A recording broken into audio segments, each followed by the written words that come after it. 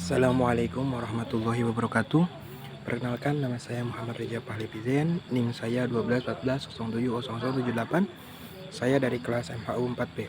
Di sini saya akan menjelaskan tentang transparansi pengelolaan dana haji. Jadi dana haji yang dikelola oleh BPKH maksudnya itu dari, terus oleh, dan untuk kemaslahan umat Islam. Nah, sebelum kita masuk, kita harus mengenal dulu apa sih itu dana haji itu. Dana haji adalah setoran biaya penyelenggaraan ibadah haji, dana efisiensi penyelenggaraan haji, dana abadi umat, serta nilai manfaat yang dikuasai oleh negara dalam rangka penyelenggaraan ibadah haji dalam pelaksanaan program kegiatan untuk kemaslahatan umat Islam. Nah, BPKH adalah lembaga yang melakukan pengelolaan keuangan haji. Keuangan haji adalah semua hak dan kewajiban pemerintahan yang dapat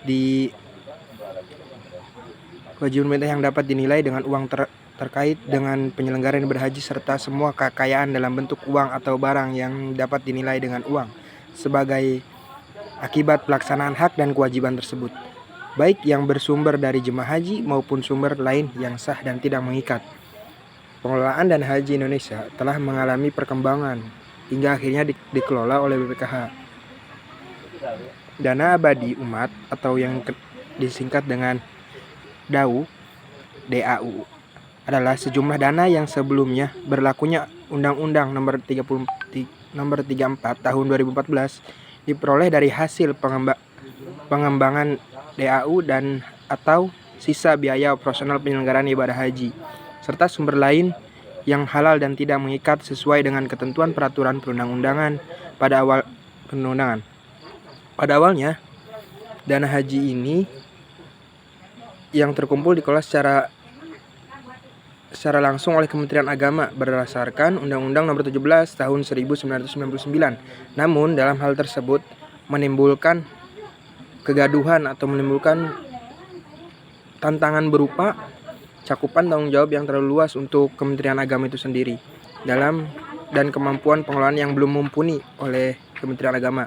Nah, dengan adanya berbagai tantangan tersebut, pihak pengelolaan dana abadi umat atau DAU diubah dari Kementerian Agama menjadi BP DAU dengan diawasi Komisi Pengawas Haji Indonesia atau disingkat dengan KPHI berdasarkan Undang-Undang Nomor 13 Tahun 2008. Nah, perkembangan terakhir pengelolaan dana haji dikelola berdasarkan UU Nomor 34 Tahun 2014 tentang pengelolaan keuangan haji atau PKH yang telah memberikan kepastian hukum bagi pengelolaan dana haji yang dikelola oleh Badan Pengelola Keuangan Haji BPKH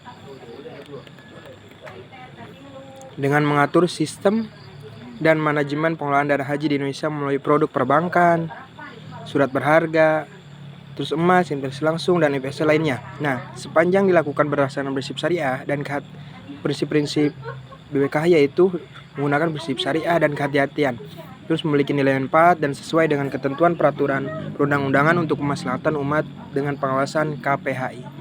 Nah, untuk pengelolaan dana haji ini berasaskan pada prinsip syariah yang tadi disebutkan, yaitu prinsip kehati-hatian, manfaat, nirlaba, transparan, dan akuntabel. Nah, pengelolaan dana haji bertujuan meningkatkan kualitas penyelenggaraan ibadah haji, rasionalitas dan efisiensi penggunaan BPKH, dan manfaat bagi kemaslahatan umat Islam. Oleh karena itu, perlu pengelolaan yang baik sehingga dapat menguntungkan. Nah, dibentuknya BPKH bertujuan agar Kemenag dapat menjalankan peran utamanya dalam pelaksanaan ibadah haji lebih baik, yakni dalam pelayanan, bimbingan, dan perlindungan para haji. Nah, dengan pengelolaan dana haji yang optimal ini dan profesional, diharapkan akan lebih mengembangkan dana yang ada sehingga ada penurunan biaya haji. Nah, untuk BPKH bisa memanfaatkan jaringan dan semua layanan perbankan syariah. Dalam hal pengelolaan dana haji, BPKH diyakini telah melakukan yang terbaik. Ini dilihat dari dana kelolaan dan nilai manfaat tetap tumbuh. Tidak ada kredit risik atau zero NPF atau bisa disebut non-performing financing. Kemudian BPKH selalu menjaga transparansi dan akuntabilitas dana kelola haji tersebut, diantaranya digunakan untuk investasi dan penempatan di bank syariah.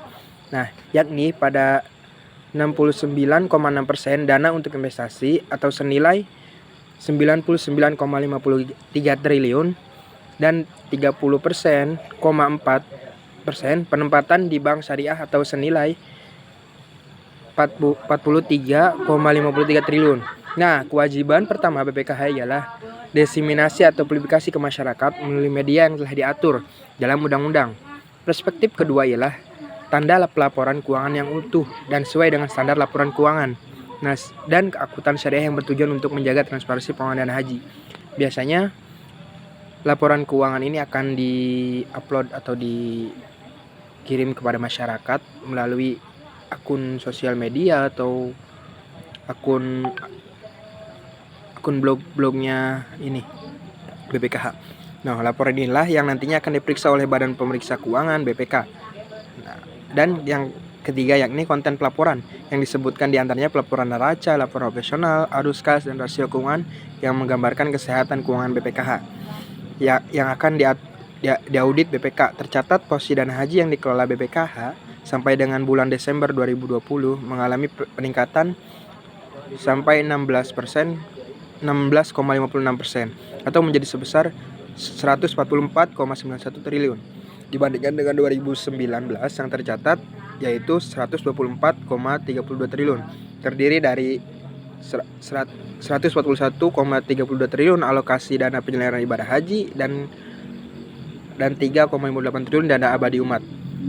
Alokasi dana haji terkonsentrasi BPIH sebesar 45,33 triliun atau bisa disebut itu sebanyak 31,3% berupa deposito dan giro. Pusat dana haji aman dikelola oleh BPKH dapat dilihat dari rasio solvabilitasnya dan rasio likuiditas wajib. Nah, posisi penempatan ini sesuai dengan amanat peraturan PP nomor 5, peraturan Presiden nomor 5 tahun 2018, sehingga kemampuan likuiditasnya sangat memadai karena penempatan pada bank-bank syariah ini sewaktu-waktu bisa dicairkan, sehingga dana haji tidak hanya aman tetapi juga likuiditasnya terjaga. Nah, subsidi dengan konsep multifungsi terpadu atau mixed use yang biasa digunakan untuk hotel maupun kombinasi dengan unit-unit lainnya tersebut menggunakan optimalisasi dana haji yang telah dikelola oleh Badan Pengelolaan Keuangan Haji atau bisa disebut BPKH. Hal itu membuat BPIH Indonesia tahun 2019 ini tidak mengalami perubahan dari tahun 2008 sebelumnya. Nilai manfaat atau hasil pengembangan DAU digunakan sebagai sumber perdanaan dalam kegiatan untuk kemaslahatan umat Islam. Nah, dalam upaya menjaga keberlangsungannya, pokok DAU ditempatkan dan diinvestasikan pada instrumen yang memiliki tingkat atau profil risiko yang rendah. Jadi, DAU ini diinvestasikan kepada investasi-investasi yang kemungkinan untuk meruginya itu sedikit ya. Nah, mungkin ini cuman informasi.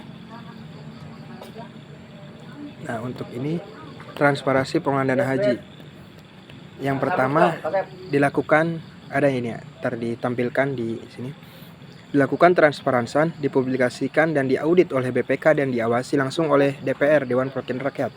Nah, yang kedua diinvestasikan melalui instrumen surat berharga syariah negara SBSN dengan outstanding sebesar 37,9 triliun pada bulan Juni 2018. Terus penerbitan SBSN seri SDHI suku dana haji Indonesia digunakan untuk general finansial, pembiayaan APBN secara umum dan tidak digunakan untuk pembiayaan proyek infrastruktur secara spesifik. Nah, yang keempat, pemerintahan mengembalikan pokok suku dana haji pada saat jatuh tempo dan memberikan imbal hasil atau keuntungan tepat waktu dan tepat jumlah.